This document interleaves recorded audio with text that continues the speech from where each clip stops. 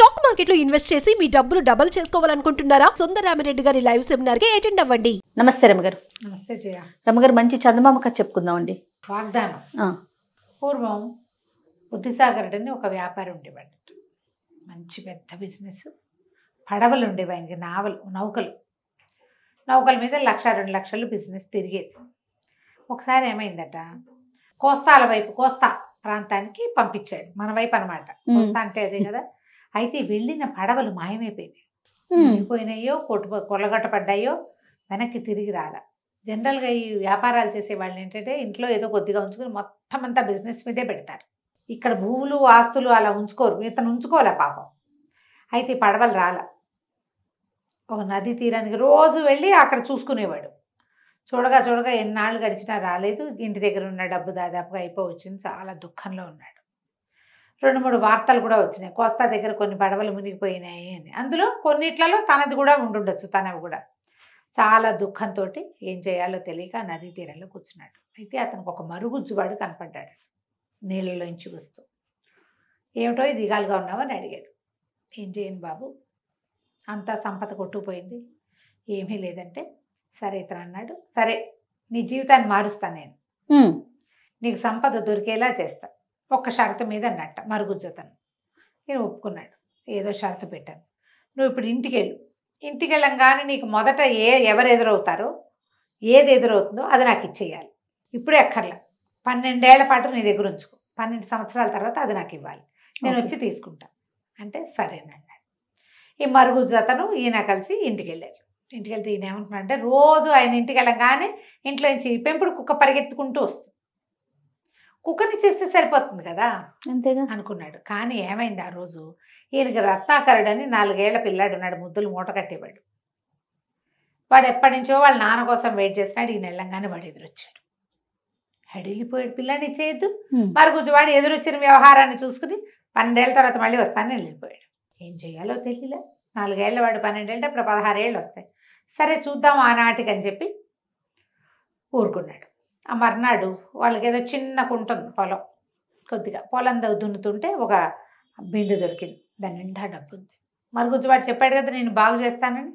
ఆయన ఆ బిందె తెచ్చుకున్నాడు. తర్వాత ఇల్లు అది బాగు చేస్తుంటే ఇంట్లో కూడా కొన్ని చోట్ల అతనికి ఇట్లా బంగారు పాత్రలు దొరికినాయి. ఇక నౌకా వ్యాపారం కాకుండా మామూలు వ్యాపారం పెట్టుకుని చక్కగా బాగుపడ్డాడు. పిల్లాడికి 13-14 ఏళ్ళు వచ్చాక నీ చిన్నప్పుడు ఇట్లా జరిగిందని వాడికి చెప్పాడు. చెప్తే వాడన్నాడు, కుర్రాడు, దాన్ని ఏముంది నాన్న, అదో పెద్ద కష్టం కాదు, ఏం పర్వాలా, వాడి మరుగుజ్జు అంటే ఎంత ఉంటాడు, భూమికి జాండు ఉంటాడు, నేను ఇంత ఎత్తున్నాను, 2 దెబ్బలు కొడితే వాడైపోతాడు అన్నాడు కుర్రాడు. తండ్రి వాగ్దానం చేశాడు. వీడు ఏం చేస్తాడు, వాగ్దాన బంధానికి ఏమంటారు, వాగ్దాన భంగానికి తండ్రిని ఎంకరేజ్ చేశాడు. సరే ఇంట్లో ఉన్నారు. వీడికి 16 ఏళ్ళు నిండిపోయింది. ఒకరోజు ఆ మరుగుజ్జతను వచ్చేసరికల్లా కుర్రాడు ఏం చేశాడు, తండ్రి తను ఒక చిన్న ఇది వృత్తం లాంటిది గీసుకుని, ఏమంటారు మన ఒక బ్రహ్మగారి చేత మంత్రిపించి మంత్రపు అక్షింతలంతా చల్లుకుని కూర్చున్నాడు. వస్తే నేను కొడతానులే నాన్న, ఏం పర్వాలేదన్నాడు. ఆ మరుగుజ్జువాడు వచ్చాడు. ఉఫ్ఫను ఊదేశాడు ఆ అక్షింతల్ని. పద మనం వెళ్దామంటే కుర్రాడు అన్నాడు, నేను నీతో వచ్చేదేంటి, నా మోకాలంత ఎత్తులేవు, 2 పిడిగుద్దులు కుడితే చచ్చూరుకుంటావు అనేసరికి, ఏమిటి నాతోనే యుద్ధం చేస్తావా నువ్వు అని అడిగాడు మరుగుజ్జువాడు. ఆ ఎవరితోటైనా చేస్తాను నేను అన్నాడు కుర్రాడు రత్నాకరుడు. అనేసరికల్లా సరే పట్టు, మన ఇద్దరం కుస్తీ పడదాం, ఎవరు గెలిస్తే వాళ్ళది పైచి. సరే ఇద్దరు పందెం వేసుకున్నారు. మరుగుజ్జువాడు ఇంతే ఉన్నాడు కానీ ఈ రత్నాకరుని ఎత్తి విసిరుకొట్టేశాడు. విసిరుకొట్టి, నువ్వు ఓడిపోయావు, నాకు నీతో పని లేదు, నువ్వు ఓడిపోయావు కదా, ఓడిపోయిన వాడిని విడిగా పెట్టాలి అని చెప్పి ఏం చేశాడు, వీడు నా సొంతం కదా, వాళ్ళ నాన్న అడిగాడు, వీడు నా సొంతం, పైగా ఓడిపోయాడు, మేము ఇద్దరం పందెం వేసుకున్నాం, వీడు ఓడిపోయాడు అని చెప్పి ఓ పడవ ఎక్కించి సముద్రంలో వదిలేశాడు. వదిలేసి ఆ పడవ కొట్టుకుంటూ ఎక్కడికో పోయి చివరికి ఏదో ఒక ద్వీపం దగ్గర చేరితే ఈ కుర్రాడు ఏం చేశాడు, కాస్త ఓపిక తగ్గింది, 4 రోజులు పట్టింది. కానీ 16-17 ఏళ్ల పిల్లలకి ఏముంది, మళ్ళీ ఏదైనా కొంచెం తిన్నారంటే మళ్ళీ కోలుకుంటారు. వాడు దిగి ఆ దీవంతా పరిశీలించాడు. అక్కడ ఒక పెద్ద మేడ ఉంది, పెద్ద కొండ ఉంది, లోపల ఒక బంగారు కొండ లాంటి కొండ, దాని పైన ఏదో మేడ లాంటిది కనపడుతుంది. వీడు మెల్లిగా అక్కడ ఏవో కాయ కసరు కనపడితే అవి ఇవి కోసుకుని తిని పైకి వెళ్ళాడు. వెళ్తే బయటంతా ఎంత వెండి బంగారాలు ఉన్నాయో, ఎన్ని రకాలు ఉన్నాయో. అదంతా వెళ్ళి వెళ్ళి వెళ్ళి లోపల చూస్తే ఒక మహాసర్పం ఒకటి, నాగుపాము ఒకటి కనపడింది. అడిలిపోయాడు. ఈ బంగారాలకి వాటికి కాపలాలు ఉంటారని తెలుసుకున్నాడు, చిన్నప్పుడు తెలుసు, కథల్లో వినేవాడు. ఈ పామే కాపలా ఉందనుకుని పరిగెత్తుకుంటూ వచ్చేపోతే ఆ పాము మానవ భాషలో కేకేసింది, వెళ్ళిపోవద్దు వెళ్ళిపోవద్దు, నాకు సహాయం చెయ్యి, నేను ఒక దేవకన్యని, కొంతమంది మరుగుజ్జు రాక్షసులు మా నాన్న వాళ్ళతో యుద్ధం చేసి నన్ను పట్టుకొచ్చేశారు, నాకేదో శాపం కూడా పెట్టారు, నేను వాళ్ళ మాట వినలేదని, అందుకని నేను ఇక్కడ ఇలా ఉండిపోయాను, నువ్వు ఇక్కడే పడుకో, నా కోసం ప్రాణం వదిలిపెడితేనే ఇది నేను నా శాపం పోతుంది. ఎవడైనా నా కోసం ప్రాణం వదలంటే వదులుతారు? ఎవరు వదులుతారు? నీకేం భయం లేదు, నా దగ్గర మంత్రజాలం ఉంది ఇక్కడ. రాత్రికి మరుగుజ్జు రాక్షసులు వస్తారు, ఆ అమ్మాయిని విడిపించు అని శాపం తీర్చండి అని అడిగితే ప్రాణానికి ప్రాణం అంటారు. నువ్వు ఒప్పుకుంటే నిన్ను చంపేస్తారు. నిన్ను చంపేసిన మరుక్షణం నాకు మామూలు రూపం వచ్చేస్తుంది. వాళ్ళు నిన్ను వదిలిపెట్టి వెళ్ళిపోతారు. నీకు నేను పొద్దునే లేచాక నాకు మెలకు వచ్చి వాళ్ళు వెళ్ళిపోయిన తర్వాత నేను మంత్రజలం చల్లి నిన్ను బతికించుకుంటాను, జీవితాంతం నీ పాదదాసిగా ఉంటా, ఇదే నా వాగ్దానం అని చెప్పింది.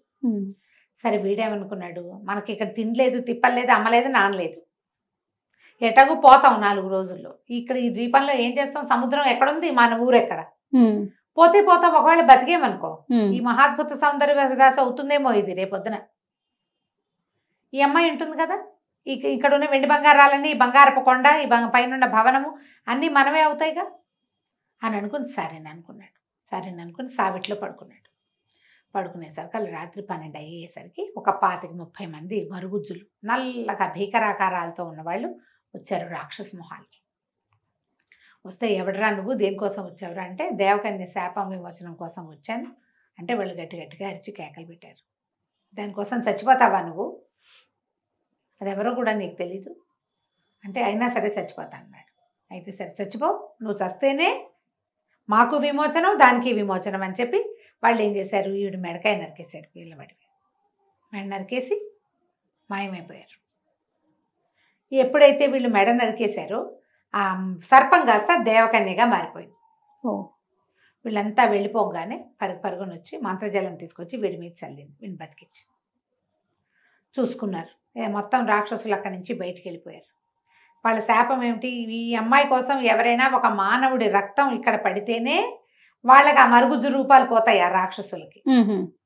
ఈ అమ్మాయికేమో ఒరిజినల్ రూపం వస్తుంది.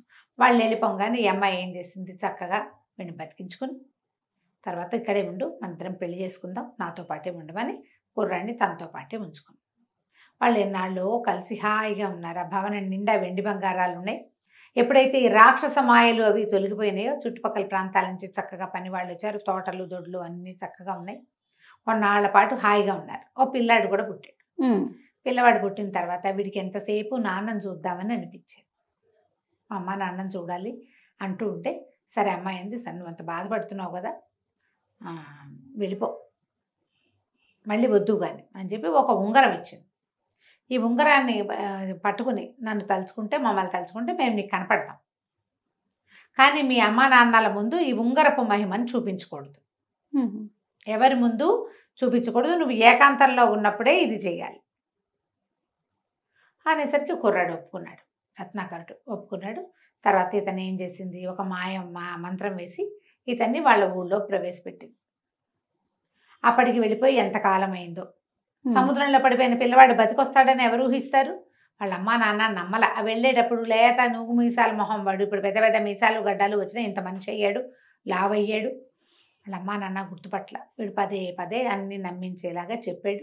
సరే ఏవో కొన్ని గుర్తులు, వాడి పుట్టుమచ్చలు, చిన్నప్పటి ఫోటోలు, వాడి నడక అవి ఇవి చూసి మెల్లిగా సర్దుకున్నాడు. సర్దుకుంటే వీడు ఏం చేశాడు, నేను వెళ్ళిపోయిన చోట అక్కడ నా బంగారపు కొండ ఉంది, పైన ఇల్లుంది, నాకు భార్య ఉంది, అమ్మాయి దేవకన్య అని చెప్పేసరికి వీళ్ళు నమ్మల.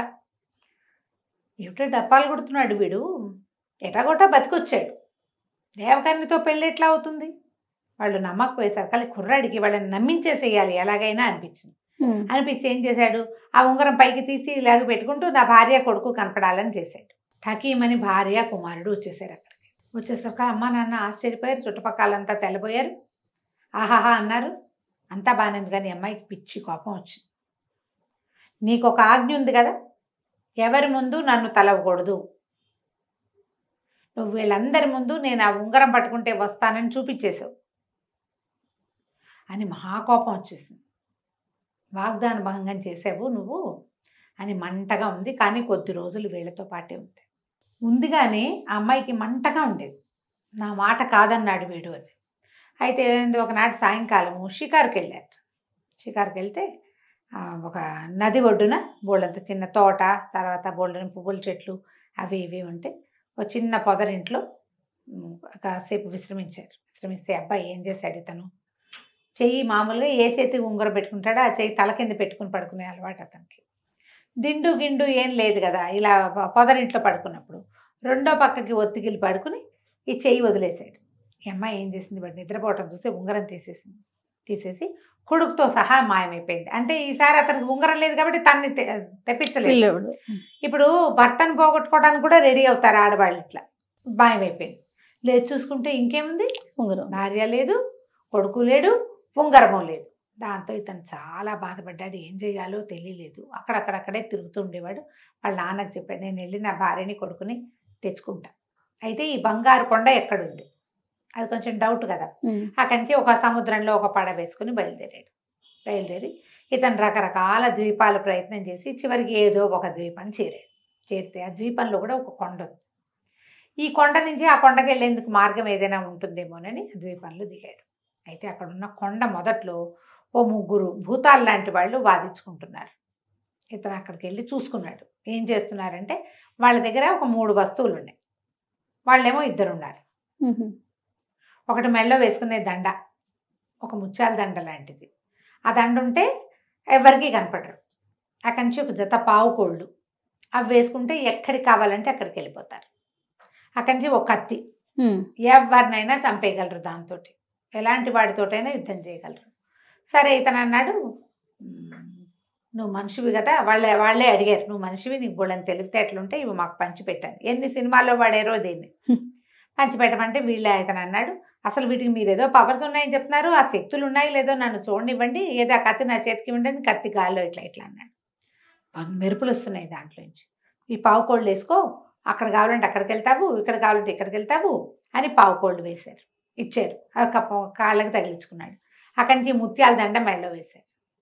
నువ్వు ఇప్పుడు మాకు కనిపించట్లేదు, నువ్వు ఎక్కడున్నావు, ఎక్కడికో చోటకి వెళ్ళు, మేము పట్టుకోగలమో లేదో చూస్తామంటే ఇతను ఏం చేశాడు, ముందు కాసేపు ఆ చెట్టు కింద ఈ చెట్టు కింద ఉండి తర్వాత తట్టింది, తన భార్య దగ్గరికి వెళ్ళడానికి ఇది పనికొస్తుంది అని వాళ్ళని అక్కడే వదిలిపెట్టేసి ఆ ముత్యాల దండ మెళ్ళలో వేసుకుని ఆ కత్తి చేతితో పుచ్చుకుని ఆ పావు కోళ్ళు వేసుకుని ఇతను బంగారపు కొండకు వెళ్ళాలని మొదలుపెట్టుకున్నాడు. ఇక అక్కడి నుంచి చాలా సులువుగా వెళ్ళిపోయాడు. అది ఎక్కడ కావాలంటే అక్కడికి తీసుకెళ్ళిపోతాయి.